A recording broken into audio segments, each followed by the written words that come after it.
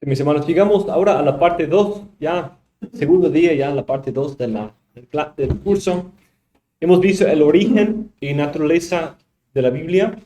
Dimos en la clase anterior un breve resumen de la doctrina de la palabra.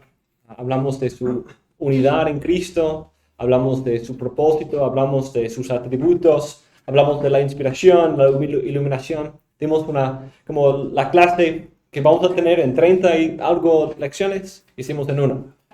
Y claro, hay mucho más que ver en eso, pero ese es en un sentido un resumen de la doctrina de las Escrituras. Ahí, antes de esto, dimos una defensa del origen divino de la Biblia, viendo varios pasajes del Antiguo y Nuevo Testamento que afirman o presuponen su origen divino.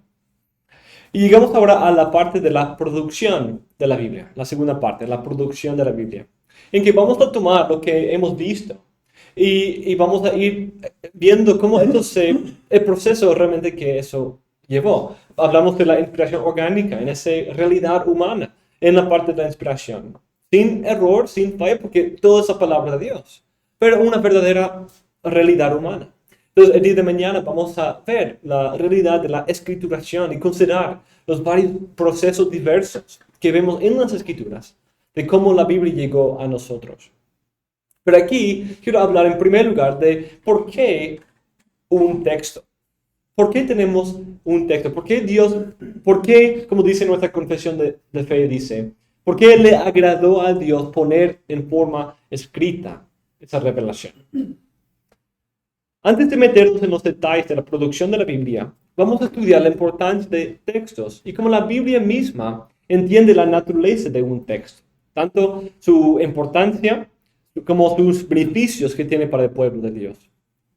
Debido a que la sociedad judía en ese tiempo era mayormente oral y analfabeta, es interesante pensar de que aún así los textos tienen un rol tan clave en la vida del pueblo.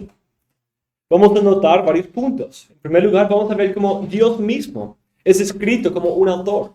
Y la obra de escribir es usada literalmente para hablar de Dios en algunos contextos, pero también metafóricamente para describir las obras de Dios en una forma de escribir. Y de ahí vamos a ver cómo varios textos hablan de que la realidad de un texto escrito ayuda para la preservación, la propagación o difusión de un texto. Y también vamos a ver la importancia de los textos debido a su conexión factual. En primer lugar, Dios, se ve como el escritor. No solamente el autor en el sentido anterior de usar instrumentos humanos, sino, de hecho, hay una realidad en la Biblia de que Dios es un verdadero escritor. No es a esta realidad que me refiero cuando habla de simplemente que Él se revela, sino en esta sección queremos ver cómo a veces Dios nos describe como habiendo escrito algo, y específicamente partes de la Biblia. La meta es entender las implicaciones de esas afirmaciones para la naturaleza de escribir y la manera en que la Biblia entiende la importancia de textos. En primer lugar, vemos que Dios tiene su propio libro celestial que Él ha escrito. Por ejemplo, Éxodo 32 a 33, dice, ahora si es tu voluntad, perdona su pecado, si no, bórrame del libro que has escrito. El Señor dijo a Moisés, al que haya pecado contra mí, lo borraré de mi libro. Otros textos también hablan de esta misma idea. Salmo 69, 28. Apocalipsis 3, 5, 13, 8 y 17, 8. Que hablan de ese libro de vida o el libro escrito en los cielos. Esa idea presenta el concepto de la elección, el decreto de Dios, los planes de Dios, como un libro escrito por Dios en los cielos. También el rollo con los 6 sellos en el libro de Apocalipsis, en Apocalipsis 6 a 7. Tiene esta idea de los decretos de Dios, de lo que va a suceder, y cada uno abriéndose es el libro de Dios manifestándose, llevándose a cabo, el libro de decreto de Dios. Otros textos también hablan de esto. Apocalipsis 20, 12 presenta los 2 libros de Dios. Uno que habla de juicio y uno que lleva los nombres de los elegidos. Vio los muertos, grandes y pequeños, de pie delante del trono, y los libros fueron abiertos. Y otro libro fue abierto, que es el libro de la vida.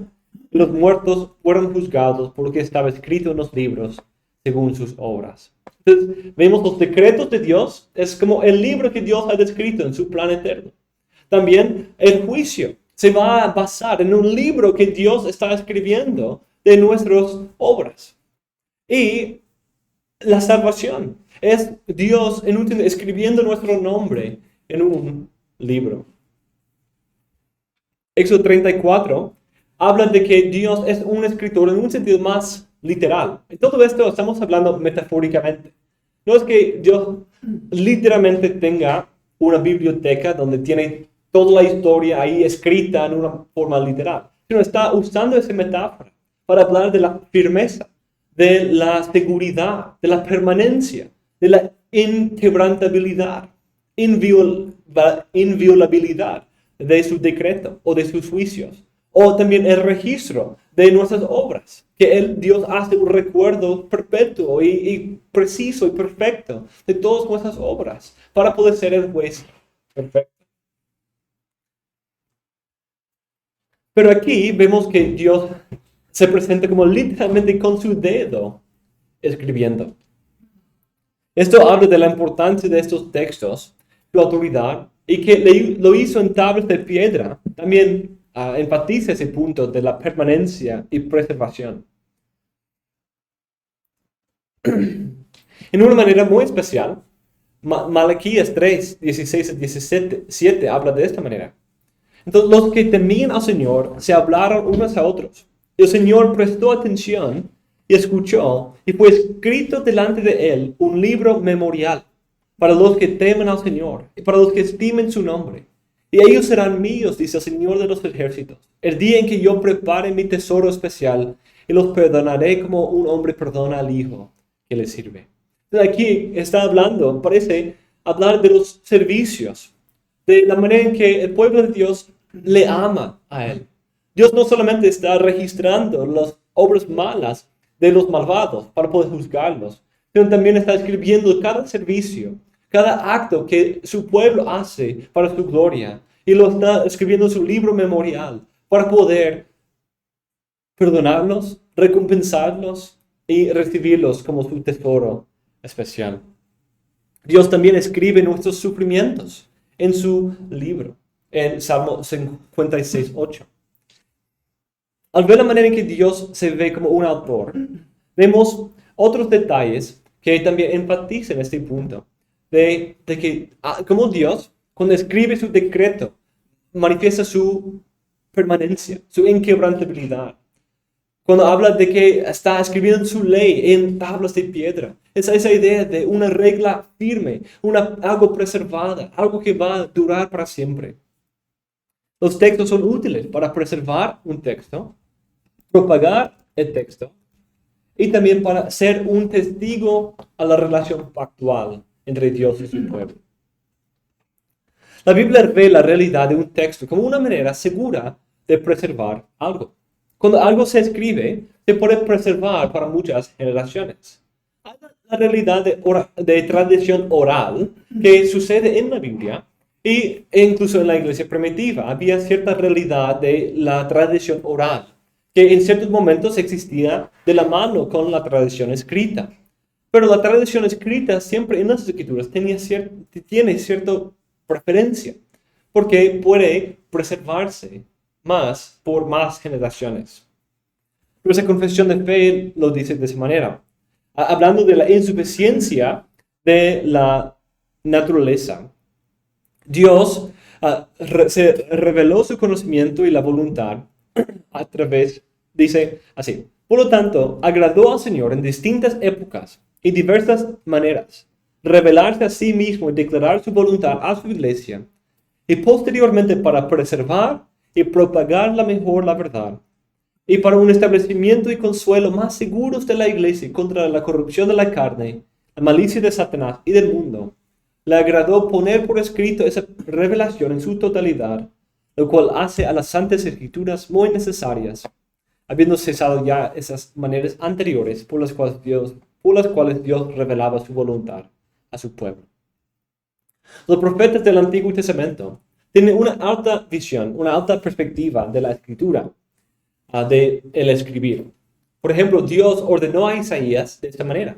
Y ahora ve, escríbelo delante de ellos en una tabla, inscríbelo en un libro, para que sea para el tiempo venidero, como un testigo para siempre. ¿De qué está hablando? De preservación, ¿cierto? De que no solamente contento con algo oral, sino de escribir ese discurso oral, esa profecía, para que generaciones futuras tengan ese testigo de Dios. Dios también hizo requerimientos similares para escribir sus profecías a Moisés, a Jeremías, a Habacuc. Y Habacuc 2:2 demuestra la claridad y pureza de una palabra escrita. Escribe la visión, hazla clara en tablas, para que corra quien la lea. Entonces aquí es parte quizás de esa idea para un establecimiento y consuelo más seguros de la iglesia. El texto tenía ese beneficio de preservar la palabra de Dios en una forma entendible, en una forma que se podía transmitir a otros y preservarse para otras generaciones. Si no fuera por ese beneficio de un texto escrito, el sacerdote Isaías nunca habría encontrado la ley en el tiempo de Josías. Nunca habría sido esas reformas, porque se perdió en un sentido la ley de Dios en el sentido oral. No tenían ese acceso a la tradición oral, porque estaban pecando y adorando a dioses falsos. Pero debido a un texto que Dios había escrito, se pudo recobrar, se pudo encontrar.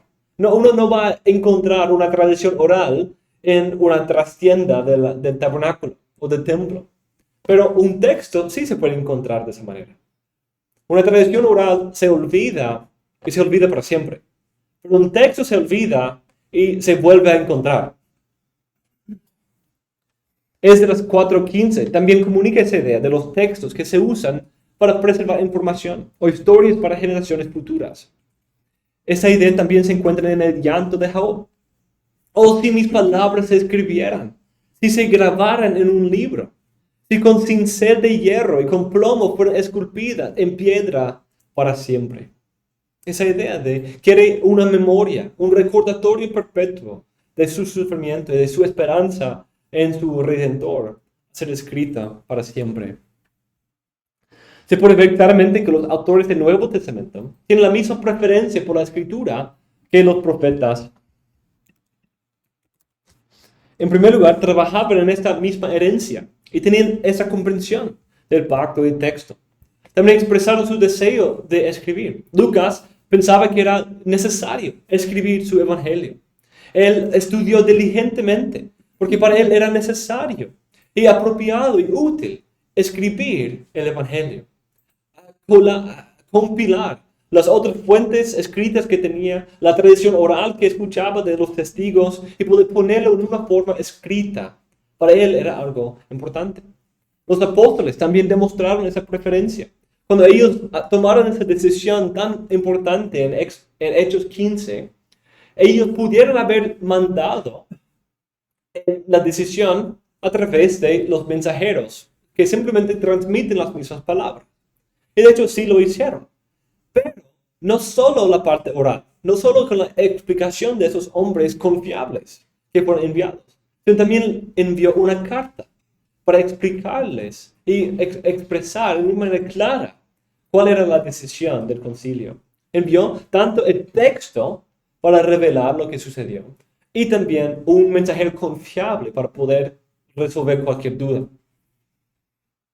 El apóstol Juan, en 1 de Juan, tiene una alta visión de la escritura también cuando él habla de esta realidad y habla de la importancia del testimonio apostólico. Otro ejemplo de esa preferencia por la palabra escrita se encuentra en 2 Tesalonicenses 2. 2 Tesalonicenses. En 2 Tesalonicenses 2:15, Pablo afirma la autoridad apostólica en letra y en palabra. E incluso se refiere a las palabras que les habló cuando estaba con ellos. Entonces, había cierta tradición oral, cierta palabra autoritativa que Pablo había hablado a ellos, que ellos tenían la responsabilidad de someterse a esa palabra por ser el apóstol. Sin embargo, aparentemente había algunas personas que hablaban y escribían en nombre de los apóstoles a los tesalonicenses, que les causaba muchos problemas. Algunos quizás fabricando cartas de Pablo, otros fabricando tradición oral de parte de Pablo. Pero algo que era lo más importante para ellos era recordar lo que ellos escucharon de él directamente. Y segundo, poder asegurar la veracidad de sus cartas por ver la manera que él lo escribió. Dice en 2 Tesalonicenses 2, pero con respecto a la venida de nuestro Señor Jesucristo y a nuestra reunión con Él, os rogamos, hermanos, que no seáis sacudidos fácilmente en vuestro modo de pensar, ni os alarméis ni por espíritu, ni por palabra, ni por carta, como si fuera de nosotros, en el sentido de que el día del Señor ha llegado. Entonces, Pablo les llama a asegurar la fuente apostólica de la enseñanza, o por verlo, recordar lo que escucharon de Pablo, o encontrarlo en una de sus cartas autorizadas, que fueron autorizadas porque tenían su propia firma al final. Por eso se pregunta, ¿por qué no recuerdan lo que él les había enseñado? Observen la realidad a la que Pablo se refiere en este pasaje. Él está escribiendo poco tiempo después de su establecimiento de esa iglesia. Y ya han olvidado algunas de las palabras que él les había dicho. Pocos años después. Recibieron alguna enseñanza de alguna fuente que afirmaba ser de Pablo.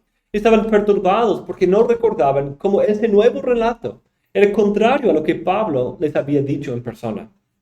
Pablo aquí está afirmando la consistencia de la verdad divina. Y apela a ella para aliviar sus mentes sobre esa falsa enseñanza que escucharon. Debido a que la verdad no se puede contradecir, si esta nueva enseñanza viene y contradice lo que Pablo había dicho, hay que rechazarlo. Pero no se acordaba. Si escuchan algo diferente del sistema enseñado y aprobado por los apóstoles, o leen algo diferente en una carta supuestamente de ellos, no deben recibirlo. Sin embargo, les recomienda la cuidadosa observancia de sus escritos. Incluso dice que no deben asociarse con aquellos que no observan las cosas que se ordenan en la carta. Y les da un medio para verificar la autenticidad de cualquier carta que se suponga que sea de él. Yo, Pablo, escribo ese saludo con mi propia mano. Y esa es una señal distintiva en todas mis cartas. Así escribo yo. En 2 Tesalonicenses 3:17. Sin embargo, la única manera de verificar un supuesto discurso de Pablo era comprobando su doctrina con la doctrina enseñada por Pablo cuando él estaba presente con ellos. Entonces, la parte oral tenía cierta limitación. Solo se limita a lo que Pablo había dicho en su tiempo personal con ellos. Pero la parte escrita podía confirmarse cuando tenía esta marca distintiva. A la luz de esto, hay una obvia preferencia por la palabra escrita de los apóstoles. Aunque la palabra oral tenía su autoridad, porque también era de origen apostólico.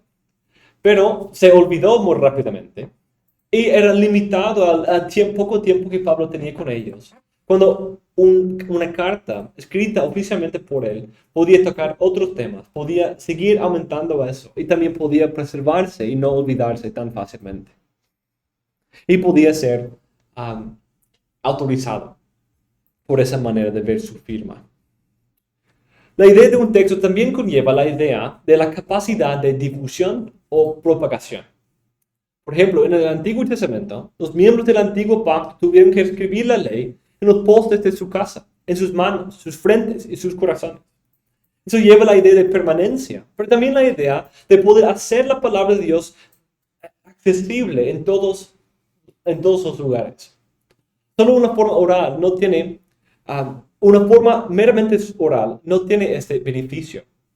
El escribirle en todos los lugares servía para ayudarlo a caber en la mente, pero parece que por lo menos la metáfora de escribir es mejor que una forma oral.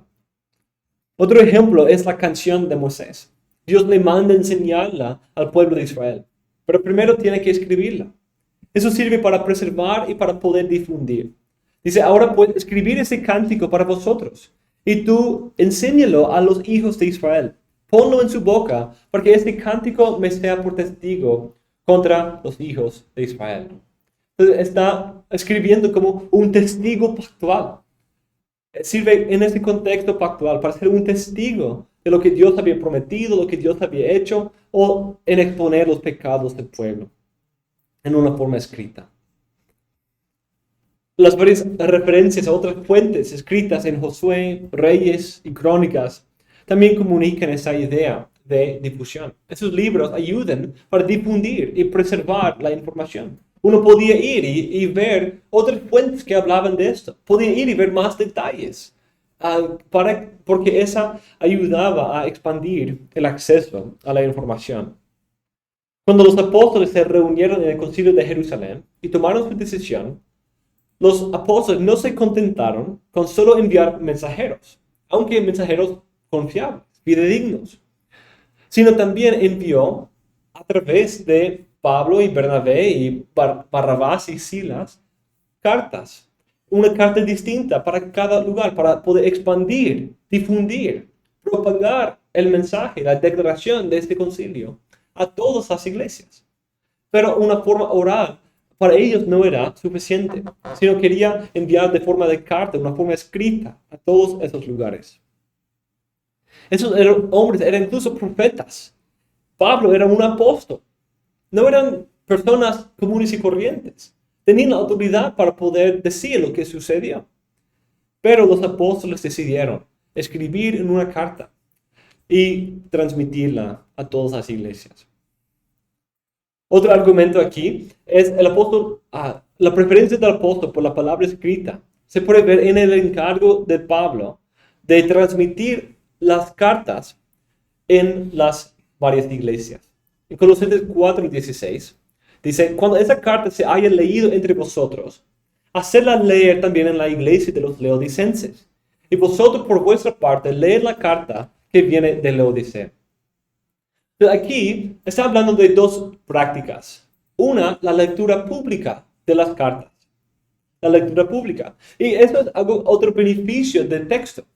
Que en el momento que no puedo estar con alguien, puedo estar en una manera personal con ellos a través de mi carta. En un sentido, es como si Pablo mismo fuera predicándoles cuando su carta se lee. Pablo mismo estaba comunicándoles la verdad cuando él está leyendo. Incluso es como un tipo de sermón. Se lee Efesios y explica la verdad, aplica la verdad, incluso se dirige a las mujeres, a los niños, a los siervos. Está llamando la atención de cada grupo de la congregación porque está escribiendo. Y es como él mismo estar ahí en la boca del pastor o del lector y hablando directamente a las personas. De hecho, esa realidad en muchas de las cartas, 1 Corintios y 2 Corintios, vienen de ese contexto. Y de hecho había cierta confusión sobre eso, porque ellos se quejaban, que escribe bien, pero no viene. ¿Cuál es su problema? Pero dice, pues, que tenía toda la intención de ir, pero cuando no pude por providencia, decidí escribirles. También, según el tercero de Juan, hablan de esa realidad y dicen que hay una preferencia. Juan prefería estar en persona con ellos, porque la religión cristiana no es solamente a través de correspondencia a distancia, sino es una vida en comunión. Esa es la vida cristiana, de comunión, de estar juntos. Pero cuando era difícil para él viajar, cuando no pudo, o en anticipación de un viaje futuro, él envía una carta. Él envía una carta. También a la carta de Filemón tiene ese contexto. Está escribiendo en anticipación, anunciándole, yo voy a ti. Pero aquí es una carta para que recibas incluso esa carta, esa recomendación en cuanto a Onésimo, como si fuera yo mismo. Y la segunda práctica es la transmisión del texto. Pablo dice, no solamente léela en público, sino también está diciendo, y no solamente léelo en público como si fuera él mismo, hablando a la iglesia, sino también que debe compartir la carta de los colosenses con Laodicea.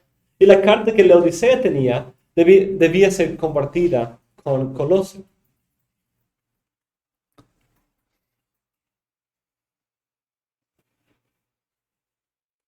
Pablo nunca dice, recuerden y repiten los sermones que los di. como repetir los sermones. Pero sí hay ese mandato de leer públicamente sus cartas. Hay el mandato de recordar lo que había dicho, pero no recordar en el sentido de repetir. Había cierto entendimiento del valor de la presencia personal y el diálogo cara a cara, como expresado en 2 y 3 de Juan. Esto fluye de la naturaleza relacional de la vida del pueblo de Dios. Debe ser una vida de comunión y conversación personales. Pero esas cartas también indican que cuando es difícil viajar y cuando no puede estar en varios lugares a la vez, la Escritura lo hace posible animar, corregir y guiar a los santos en varios lugares a la misma vez. Incluso algunas son dirigidas a varios lugares a la misma vez. El libro a los Efesios, parece ser quizás una carta circular que fue dirigida hacia varias iglesias. Gálatas también es un libro que es escrito a una región, no solo a una iglesia. La carta a primera y segunda de Pedro, habla de varias regiones, de toda Asia Menor. Entonces, obvio, tenía que quizás hacer varias copias y enviar a varios lugares. Pero una forma escrita lo hace posible. Quizás en su vejez o quizás en su circunstancia, Pedro no tenía el chance para visitar toda Asia Menor.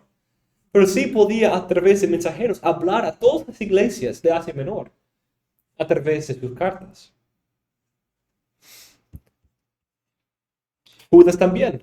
Cuando él no podía ir, él tenía muchas ganas de escribir a sus destinatarios. Y de hecho lo consideró crucial para poder apagar los fuegos del error que habían surgido, encendido en la iglesia.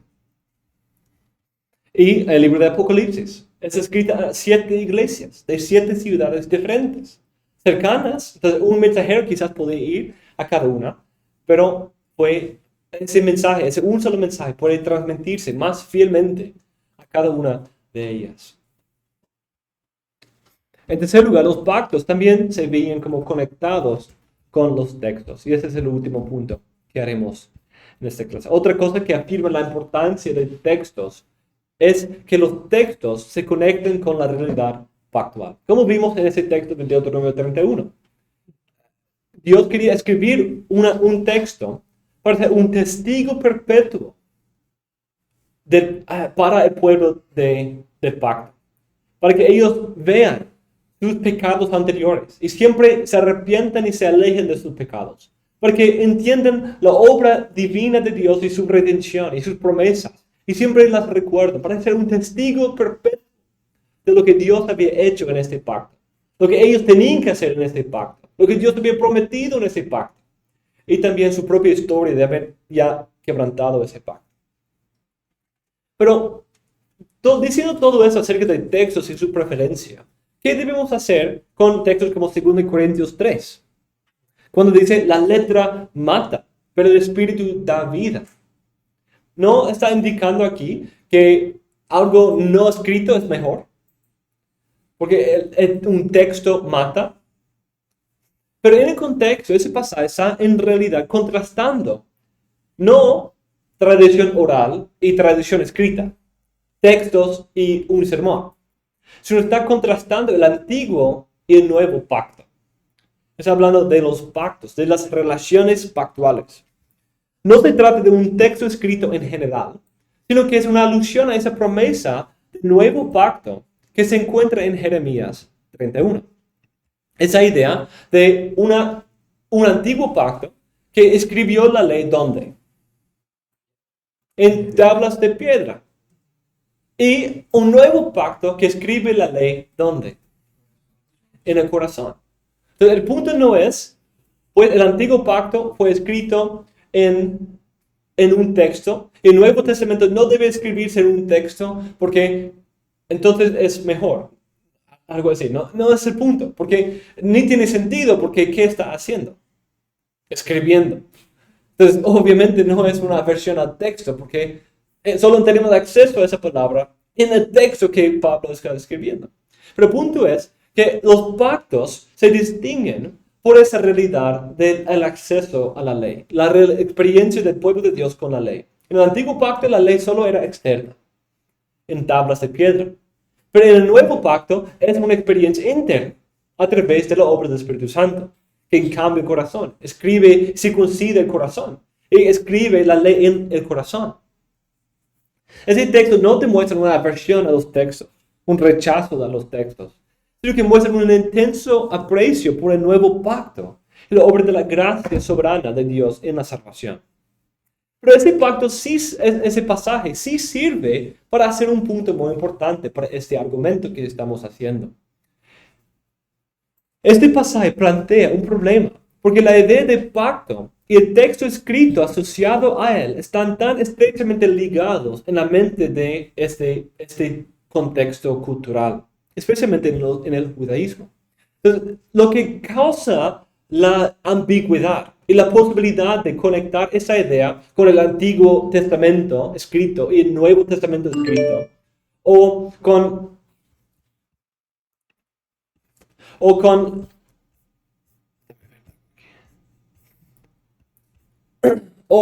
entre una tradición oral y una tradición escrita, es porque los pactos se asocian con textos, se conectan con textos.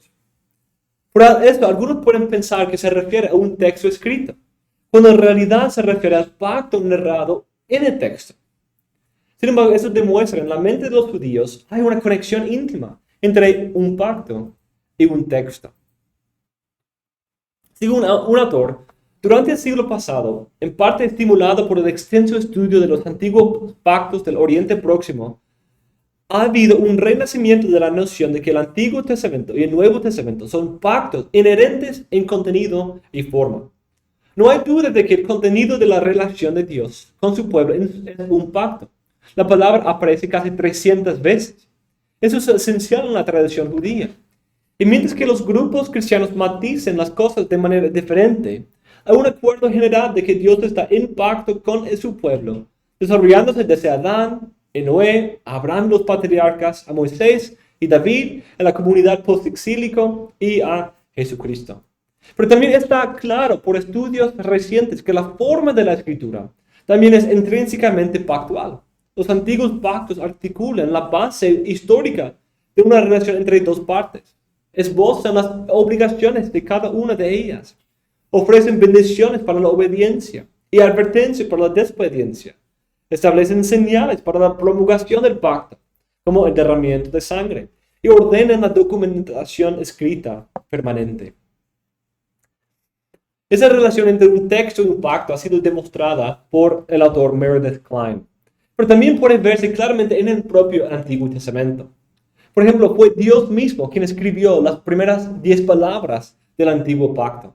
Eso era para mostrar, preservar y ser testigo al pueblo de Dios, incluso siendo testigo perpetuo, porque esas tablas se guardaron ¿dónde?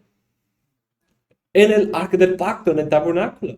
Sirven como un testigo al pueblo de sus requisitos, de las estipulaciones esenciales del pacto. El Señor también hace esta misma conexión en las palabras de Éxodo 34, 27. Entonces el Señor dijo a Moisés, escríbete esas palabras, porque conforme a esas palabras he hecho un pacto contigo y con Israel. Está diciendo, escribe el pacto. Además, cuando Nehemías y el pueblo de Israel renovaron el pacto después del regreso del exilio, dice, a causa de todo esto, nuestros pecados, nosotros hacemos un pacto fiel por escrito. Un pacto fiel por escrito. Un tipo de contrato. Nuestro entendimiento del bosquejo del libro de Deuteronomio ha sido mejorado por eruditos como Meredith Kline, quienes han comparado la estructura de este libro con la estructura de los tratados y pactos de otras culturas. Tanto Deuteronomio como Éxodo 20 tienen una forma muy parecida con la de los pactos de los hititas y otras comunidades. Ese tipo de pacto era entre un rey superior y su vasallo o un rey inferior de otra nación. Establece los términos de la relación entre los dos pueblos, las promesas de sumisión completa al rey superior y también los beneficios de protección.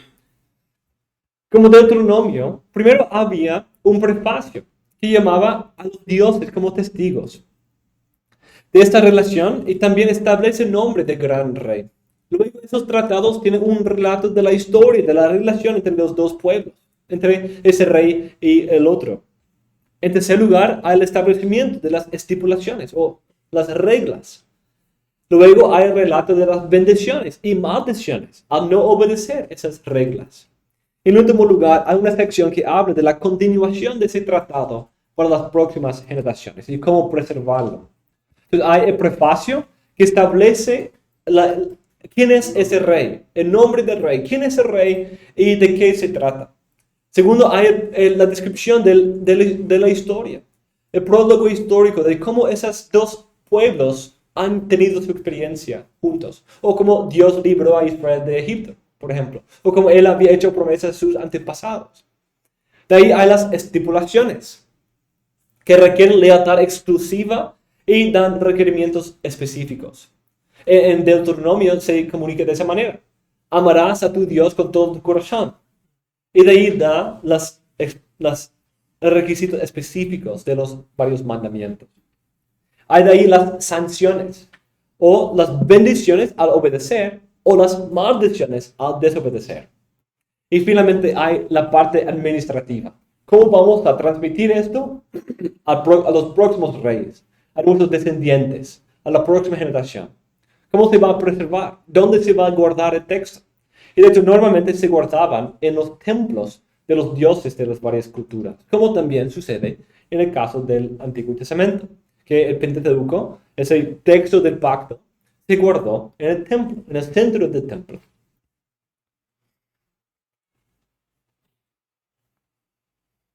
Deuteronomio 29, 27, por ejemplo, incluso refiere a las maldiciones del pacto que están escritas en este libro de la ley. Hay ese énfasis, en esa conexión entre los pactos y los textos. En Deuteronomio, esa realidad de una conexión entre el pacto y el escribir un texto se nota en capítulo 27, 1 a 8. Aquí Moisés da instrucciones para una conmemoración del pacto al entrar en la tierra prometida, pero requiere y les llama a pedir, a escribir el pacto de nuevo. Y Moisés y los ancianos de Israel dieron orden al pueblo diciendo: guardad todos los mandamientos que yo os ordeno hoy. Y sucederá que el día que paséis al Jordán, a la tierra que el Señor tu Dios te da, levantarás para ti piedras grandes y las blanquearás con cal. Escribirás en ellas todas las palabras de esta ley, cuando hayas pasado para entrar en la tierra que el Señor tu Dios te da. Son grandes piedras, ¿cierto? Una tierra que mana leche y miel, tal como el Señor, el Dios de tus padres, te prometió. Y sucederá que cuando pases el Jordán, levantarás esas piedras en el monte Ebal, como yo te ordeno hoy, y las blanquearás con cal. Además, edificarás allí un altar al Señor tu Dios, un altar de piedras, y no alzarás sobre ellas herramientas de hierro. Construirás el altar del Señor tu Dios de piedras enteras, y sobre él ofrecerás holocaustos al Señor tu Dios. Y sacrificarás ofrendas de paz y comerás allí, y te alegrarás delante del Señor tu Dios. Escribirás claramente en las piedras todas las palabras de esta ley.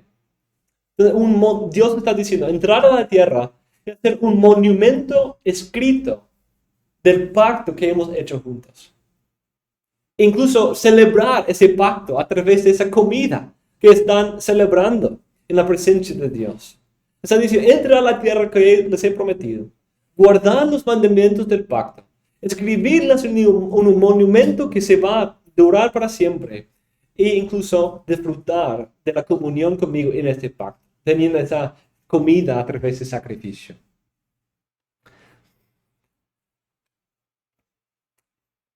Por lo tanto, también se esperaba que el nuevo pacto, al igual que el antiguo, iba a ser acompañado por un texto escrito, debido a esa conexión íntima entre textos y pactos. Cuando viene el nuevo pacto, no debe ser una sorpresa cuando se escribe o cuando se relata su establecimiento histórico y cuando describe en forma escrita los requisitos y cómo es la vida en ese pacto, las promesas y glorias de ese pacto.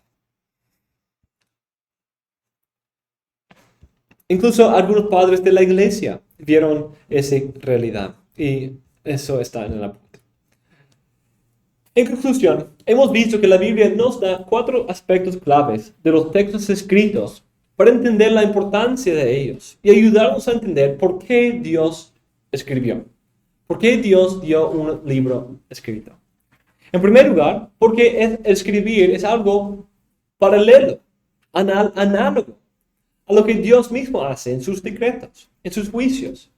En un sentido se conecta con esa idea de la preservación, porque es su memoria, su propia mente en conocer perfectamente esas cosas y preservarlas sin fallar. Los textos son útiles para preservar un texto para muchas generaciones, para difundirlo y propagarlo a varios lugares diferentes. Y en esa cultura, los textos tienen el beneficio de ser un testigo de la relación pactual entre Dios y su pueblo. Explicar su establecimiento, explicar sus requisitos, dar sus promesas o amenazas y también asegurar su transmisión a las varias generaciones. Entonces, con esto, mis hermanos, cerramos esta clase sobre la teología bíblica de escribir.